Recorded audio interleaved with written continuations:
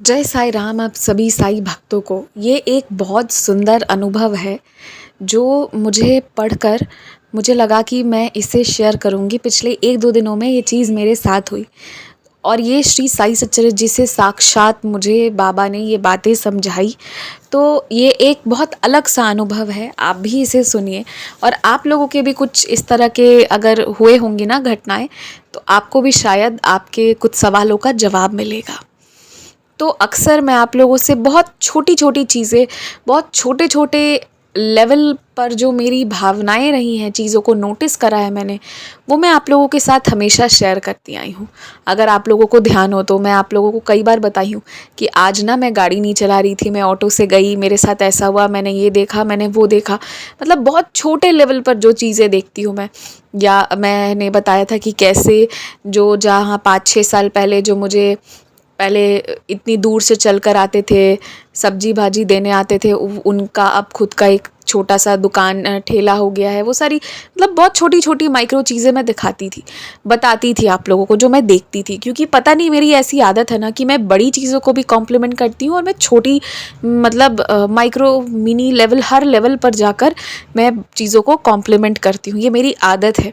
अब जैसे उदाहरण के लिए देख लीजिए, आज ही मैंने शॉर्ट्स डाला था ना मरीन ड्राइव का। हमेशा आप लोगों को गंगा मैया के दर्शन कराती हूँ, तो मैं जब भी गुरुद्वारे की साइड जाती हूँ ना, तो मतलब वहाँ पर एक भुट्टा वाली आंटी बैठती हैं मंदिर के कोने पे। एक मंदिर है, गंगा मैया है उस मंदिर में, और माता रानी है उसमें, फिर कृष्ण जी हैं, राधा जी हैं और हनुमान जी हैं। तो ये एक छोटा सा मंदिर है वहाँ पर, क्योंकि वो काफ़ी तंग इलाका है, बहुत तंग इलाका इन द सेंस बहुत भीड़ रहता है वहाँ। तो उसी एक छोटे से मंदिर के पास, मुझे उस मंदिर का कोई नाम भी नहीं है, ऐसा ही छोटा सा मंदिर है, और वहीं पर ना एक बूढ़े से अंकल और एक आंटी जो है, वो लोग भुट्टा बेचते हैं। और वो लोग, उनके अपीयरेंस से ही मुझे समझ में आया कि वो लोग ना इस्लाम रिलीजन के फॉलोअर हैं। ठीक है, वो समझ में आता है देखकर। तो मैं आज ही आ रही थी ना, तो मेरा ना आंटी के चेहरे पर नज़र पड़ा, तो उनकी आंखों के नीचे वो जो सुरमा, वो जो काजल लगाते हैं, वो उन्होंने काजल लगा रखा था, और उनके कपड़े ऐसे ही मैले वैसे डार्क ब्लू कलर के थे। कपड़े में गंदगी नहीं थी, पर वो कपड़ा आयरन किया हुआ नहीं था, उस तरीके का था। ठीक है, और उन्होंने गले में एक ताबीज़ डाली थी। मैंने उनका चेहरा देखा, फिर मैंने मतलब क्योंकि मैं अकेली थी अपनी गाड़ी पर, तो मैंने मन ही मन कॉम्प्लीमेंट किया कि ये कितनी सुंदर लग रही हैं। मुझे कोई चीज़ पसंद आ जाती है ना, तो मैं उस चीज़ को मन ही मन भी कॉम्प्लीमेंट कर देती हूँ। तो बहुत थोड़ा मेरा नेचर बहुत अलग सा है इन चीज़ों में। मैं इस लेवल पे भी जाके चीज़ों को कॉम्प्लीमेंट करती हूँ। मैंने बहुत साल पहले ही आप लोगों से शेयर किया था कि बाबा के आशीर्वाद से, मतलब बाबा ने ही मुझे ये आदत दिलाई। इससे आप ये सोचो कि मेरे जीवन में कितने कष्ट आए होंगे और आते हैं, जिससे अब ना मुझे अडाप्ट करना इजी हो गया है। कभी मैं शेयर करूँगी, अभी तो नहीं, अभी से कई सालों बाद मैं सारी स्टोरी शेयर करूँगी जब मैं खुल के कर पाऊँ तब। तो मैं आपको अभी के लिए बस यही बता रही हूँ कि इससे मुझे कितना चीज़ों के प्रति अडेप्टेबिलिटी मेरी कितनी ज़्यादा है, कि जिन चीज़ों से लोग फ्रस्ट्रेट होते हैं ना, मैं उस जगह को फिर एंजॉय करती हूँ। मुझे लगता है यही परिस्थिति है, इसी को अब लेके चलना है। जैसे लोग ट्रैफिक में इरिटेट होते हैं, उसी ट्रैफिक में तो रुक कर मैंने देखा कि अरे वो कितनी सुंदर लग रही हैं। तो ये सारी चीज़ें मेरे अंदर बाबा ने डाली है, जिसके लिए मैं बहुत शुक्रगुजार हूँ। लेकिन मुझे ये लगा ना कि ये सारी चीज़ें मैं हमेशा आप लोगों के साथ शेयर करूँगी, तो आप लोग भी क्या ही सोचेंगे। ये बात मेरे मन में आ गई थी कि नहीं, क्या सोचेंगे सब कि किस तरह से ये, मतलब कितने ऐसे तक जाकर ये एक्सपीरियंसेस शेयर करती है या क्या सोचती है। तो मैंने इसलिए शेयर नहीं किया। पर एक या 2 दिन पहले, जिस दिन मैं रात को काफ़ी देर से घर आई थी और फिर मैंने वीडियो शॉर्ट्स डाला था, उस दिन भी अन्नदान वाला, रात का जो बारिश हो रही थी, उस दिन मैंने ना एक चीज़ देखी थी, बहुत सुंदर दृश्य देखा था। एक ठेला था, ठीक है, और वो ऊपर से कवर्ड नहीं था, बस एक ठेला था, उस पर वो निमकी बेच रहे थे, बूंदी बेच रहे थे, ठेकुआ वगैरह, ये सारी चीज़ें, नमक पारे, ये सारी चीज़ें वो बेच रहे थे। वो अंकल का उसी चीज़ का वो ठेला था, और वो आधा ठेला खाली हो चुका था, मतलब बहुत सारी चीज़ें उसमें सेल हो चुकी थी, और बस जो कंटेनर्स थे वो उस पर रखे हुए थे। और वो अंकल ठेला को थोड़ा ऐसे एफर्ट लगा के आगे ले जा रहे थे, क्योंकि बारिश हो रही थी तो सब बेचारे जाने लगे, और उनके उसके आगे एक छोटा सा प्यारा सा बच्चा बैठा हुआ था। और वो खूब खुश होके पैर हिला हिला के बैठा हुआ था और अंकल उस ठेला को ठेल रहे थे और वो मतलब अपने पापा के उस पर बैठ के जा रहा था। बहुत सुंदर मुझे वो दृश्य लगा, तो वो मैंने शेयर नहीं किया। मुझे उस वक्त वो चीज़ देखकर बड़ी खुशी हुई कि मतलब कितना सुंदर दृश्य है कि कोई मुस्कुरा रहा है, कोई हंस रहा है। क्योंकि आज के टाइम पे आपको सब कुछ करते हुए लोग दिखेंगे मगर हंसते हुए लोग शायद ही दिखेंगे। मतलब आज के टाइम पे ये चीज़ रेयर है कि कोई खुश हो रहा है, कोई हंस रहा है। यही एक तरह का आप कह लो कि मुस्कुराते हुए देखना ही आजकल एक अजूबा सा हो गया है। बहुत रेयर होगा या कुछ ऐसी जगह होंगी जहाँ आपको लोग खुश होते हुए दिखेंगे, वरना नहीं दिखेंगे। तो वो बच्चा, उतनी बारिश हो रही है, ना छाता है ना कुछ है, पर वो कंप्लेन नहीं कर रहा है, खुश होके जा रहा है। और वो अंकल भी मुस्कुराते हुए मस्त ऐसे अपना झूमते हुए उस मेहनत भी कर रहे हैं बेचारे, और वो लोग जा रहे हैं।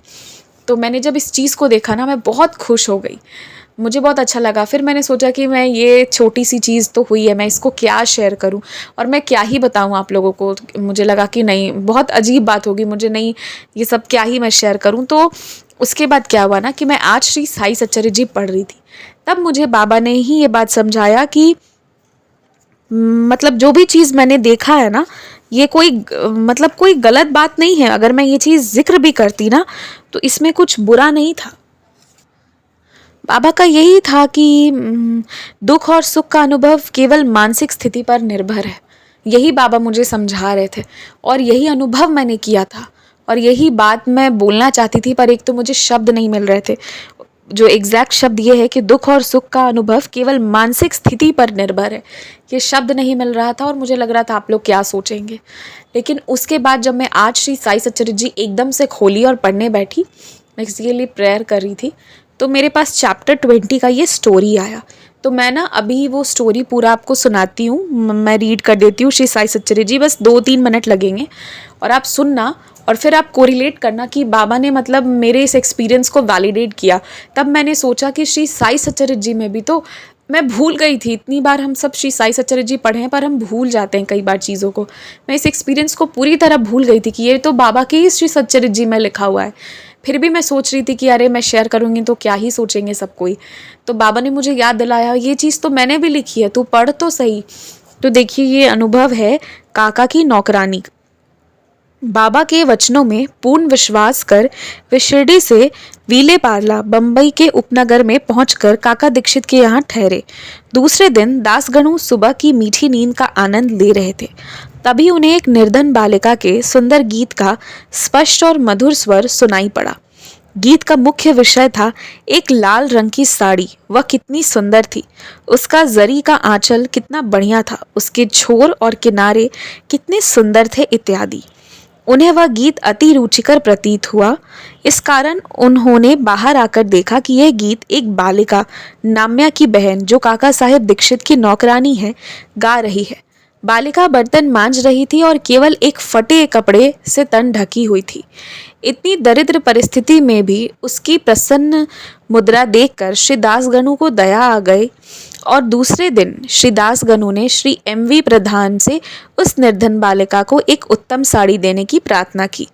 जब राव बहादुर MV प्रधान ने उस बालिका को आकर्षक साड़ी दी, तब एक क्षुधा पीड़ित व्यक्ति को जैसे भाग्यवश मधुर भोजन प्राप्त होने पर प्रसन्नता होती है, वैसे ही उसकी प्रसन्नता का पारावार न रहा। दूसरे दिन उसने नई साड़ी पहनी और अत्यंत हर्षित होकर नाचने कूदने लगी एवं अन्य बालिकाओं के साथ वह फुगड़ी खेलने में मग्न रही।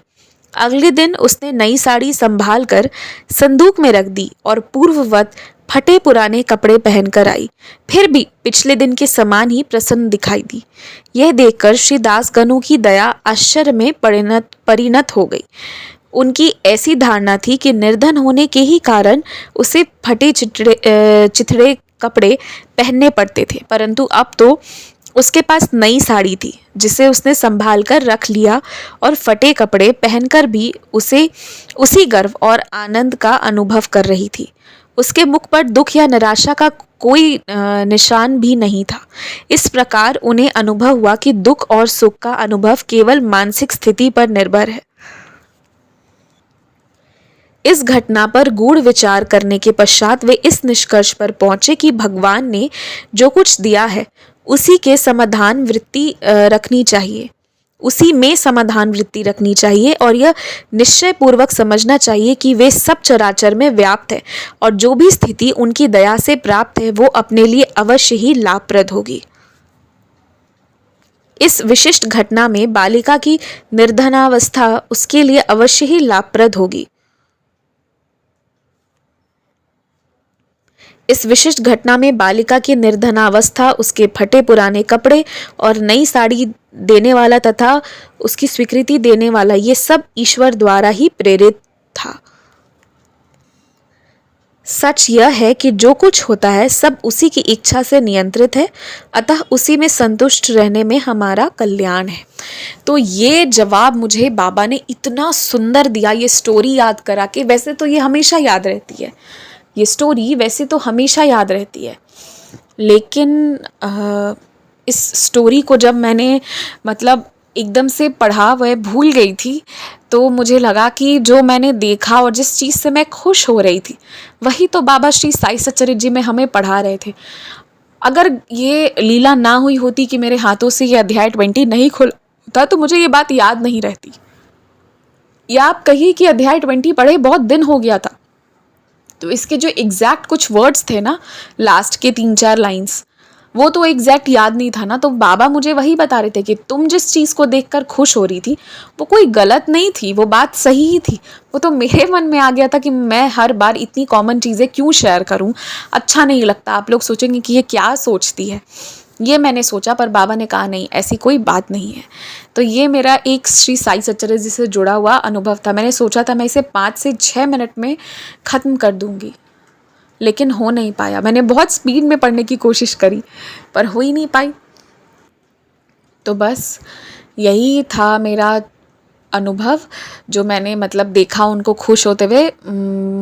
तो वो बाबा वही बता रहे हैं कि सुख और दुख जो है ना, वो हमारी मेंटल उस पे है कि हम क्या सोच रहे हैं, हमारा ओरिएंटेशन क्या है। वरना हम जिसमें हैं वही सुख है, सुख वही है।